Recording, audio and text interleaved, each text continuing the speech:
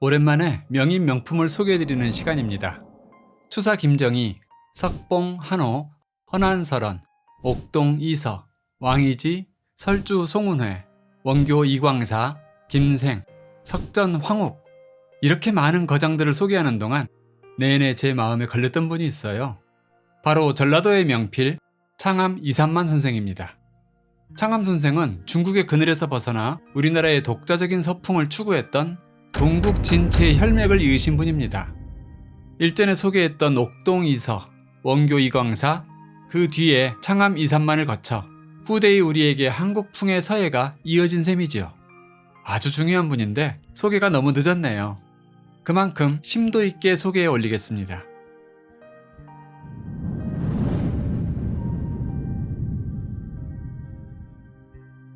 그는 1770년 전라북도 전주에서 태어났습니다.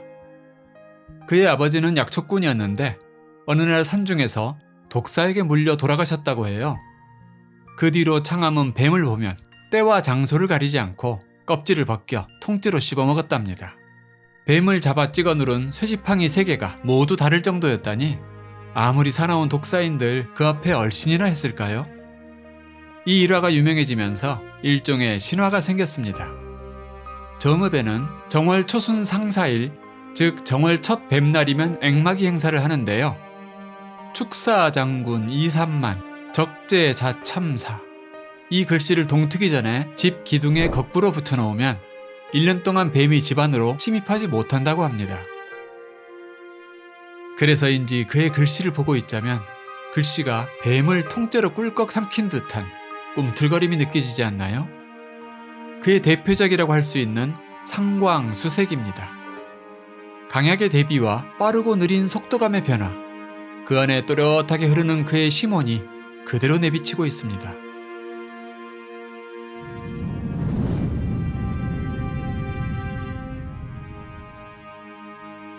그는 어려서부터 글씨에 소질이 있었지만 몰락한 양반 가문의 후예였기에 종이가 없어서 천에다가 글씨를 쓰고 천이 까맣게 되면 빨아서 다시 쓰며 글 공부를 했다고 합니다. 중국 위진 시대의 서법은 물론 우리나라 서예 대가인 김생, 한호, 양사언, 백광원 등의 글씨를 보며 공부했는데 특히 한국 고유의 서풍인 동국 진체를 꽃피운 원교 이광사의 서첩을 보며 그 진수를 흡수했지요. 또한 그의 연인이자 예술의 동반자였던 판소리 명창 심씨와의 깊은 교류로 인해 글씨 속에도 한가락의 노래가 스며들어 그만의 독특한 서풍인 유수체가 완성됐다고 합니다. 서예박물관 이동국 학예사의 말씀을 빌려보겠습니다. 동시대 추사가 구축적이고 건축적인 서체를 구사했다면 창암에겐 글씨가 노래이자 춤이었다. 사랑하는 여인의 판소리 노랫가락이 글씨에 스며들게 해 붓이 노래하고 먹이 춤추는 듯한 글씨를 완성했다. 30살 무렵부터 한국과 중국 서예가들의 글씨를 수집하여 엮은 화동서법을 편찬한 것을 시작으로 70살 때에 저술한 창암서결까지 여러 필첩과 서첩을 손수 써내며 후학을 양성하고 지도하는 것에 각별한 열정을 들였습니다. 잠깐, 우리도 후학으로서 노년의 창암 선생에게 한 수 배우고 갈까요? 서는 자연에서 비롯되어 음과 양이 생겨나고 형, 새, 기가 붓에 실려 부드러움과 거침, 발음과 기괴함이 생겨난다. 새참과 빠름, 느림과 껄끄러움, 이 두 가지 오묘함을 터득하면 서법은 끝난다. 창암은 제자에게 한 획을 체본해주고 한 달을 쓰게 했답니다. 그의 흐르는 듯한 행운유수체도 그 기초가 얼마나 중요하고 탄탄했는지 짐작할 수 있지요. 창암 선생은 늙음하게 병중에서도 붓을 놓지 않고 오히려 이를 악물었습니다. 벼루 3개는 바닥을 버리라 작심을 하고는 매일같이 하루에 1000자를 썼고 그 결과 붓 1000개가 몽당붓이 되었다고 하네요. 60을 넘은 저도 허리를 바로 세우고 다시금 마음을 가다듬게 됩니다. 그는 관직 없이 일평생 서예만 하며 일가를 이루었기에 많은 글씨가 남아 있습니다. 수많은 서첩, 병풍, 그리고 전라도 일대에선 각종 편액에서도 그의 글씨를 찾아볼 수 있는데요. 이토록 엄중하고 투박한 해서는 보기 쉽지 않아요. 그가 왜 전라도를 대표하는, 아니 우리나라를 대표하는 명필인가를 알 수 있습니다. 그런가 하면 운건하고 힘있는 해서 외에 이렇게 흐드러지는 해서도 있습니다. 해서란 본래 엄격한 틀을 요구하는 것이지만 창암은 태산과 같이 쌓인 공력으로 그 틀을 완전히 넘어선 것 같죠. 이번엔 그의 주무기인 행초서입니다. 행운유수, 그 이름에 걸맞게 정말 구름이 떠다니고 물이 굽이쳐 흐르는 듯하네요. 그리고 제가 감탄에 맞지 않는 작품도 하나 소개하겠습니다. 관수세심, 물을 바라보며 마음을 씻는다. 선생의 행기 가득한 해서가 제 마음의 어두운 구석까지 시원하게 씻어내려주는 것 같습니다. 그가 말한 서해 최고의 경지라는 이룬, 즉 지극히 편안하고 자연스러운 경지란 바로 이런 게 아닐까요?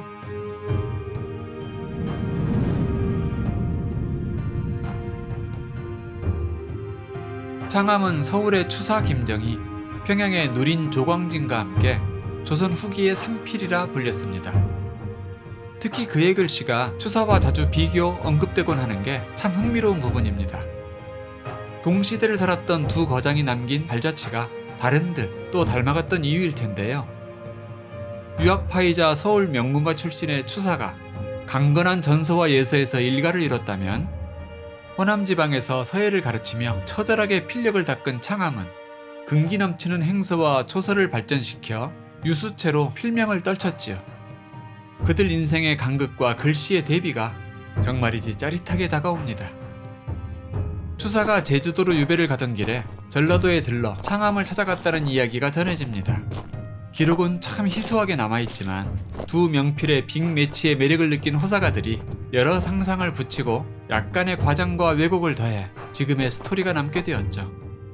어떤 게 사실이고 아닌가에 집중하기보다는 그들 사이에 흘렀을 묘한 긴장감을 추론하고 느껴보면 아주 흥미로운 시간이 될 것입니다. 우선 추사가 창암의 스승격이라고 할 수 있는 원교 이광사의 글씨를 보고 조선의 글씨를 망친 것이 원교다 라며 그와 동국진체를 난도질했던 일화는 일전에 원교에 관한 컨텐츠에서 소개한 적이 있었죠. 그런 추사가 자신을 찾아온다는 소식을 들었을 때 어떤 기분이 들었을까요? 더구나 당시 창암은 71세, 추사는 55세로 한참 후배였으니 창암 입장에서는 참 껄끄럽고 부담스러운 자리가 되었으리라 짐작해봅니다. 그렇다면 추사 입장에서는 어땠을까요? 추사가 김씨 묘비명을 의뢰받아 쓸 적에 제목을 쓰고 나서 옆면과 뒷면을 쓰려고 하니 그 부분은 이미 창암에게 부탁했다는 이야기를 들은 적이 있습니다. 김향성 묘비명 역시 앞면은 추사, 뒷면은 창암의 글씨가 들어가 있죠. 뜻하지 않게 콜라보를 해야 했던 그들은 서로를 향해 묘한 라이벌 의식과 궁금증이 일었을 겁니다. 추사가 창암에게 정중하게 합의를 청했으나 그는 붓을 잡은 지 60년이 되었지만 자백을 알지 못합니다 라며 정중하게 사양했답니다.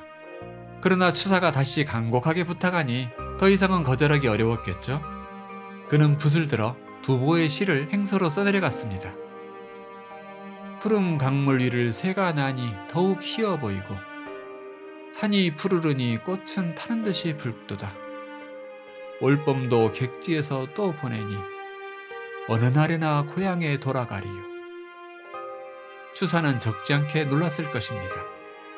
자신의 글씨가 날카로운 창과 같은 필봉으로 화선지라는 전장을 누빈 백전백승의 장수라면 창암의 글씨는 바람에 떠밀려도 자기를 주장하지 않는 구름이었으며 또 아래로 흐르기를 마다하지 않는 물과 같았기 때문이지요.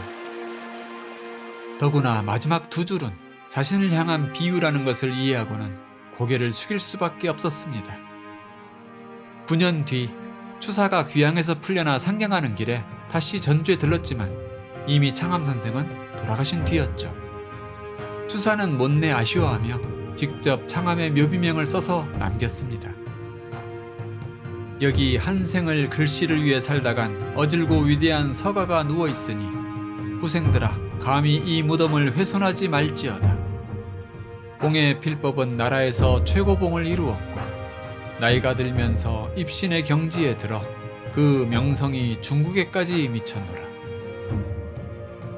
추사가 말년에는 창암의 글씨에 영향을 받았다는 주장도 있습니다. 조형성의 대가였던 추사의 글씨가 어눌하고 졸박한 맛을 띠기 시작했기 때문이지요. 이 글씨는 추사가 말년에 쓴 판전, 이것은 창암이 쓴 신독입니다. 분명히 영향이 있었던 것 같죠? 위대한 서가들의 인간적인 대립과 화합은 이렇듯 향기롭게 남아 있습니다. 창암은 매 작품에 관향, 이름, 자, 호를 빠짐없이 남기고 종이 낱장마다 도장을 찍었다고 합니다. 그만큼 모든 작품에 애정이 서려 있으며 어디에 내놔도 부끄럽지 않다는 작가의 자신감이 드러나는 대목이기도 하죠. 창암 선생이 말년에 집필하신 서론 속에서 한 가르침을 되새기며 영상 마무리하겠습니다. 긴 영상 끝까지 시청해주셔서 감사합니다.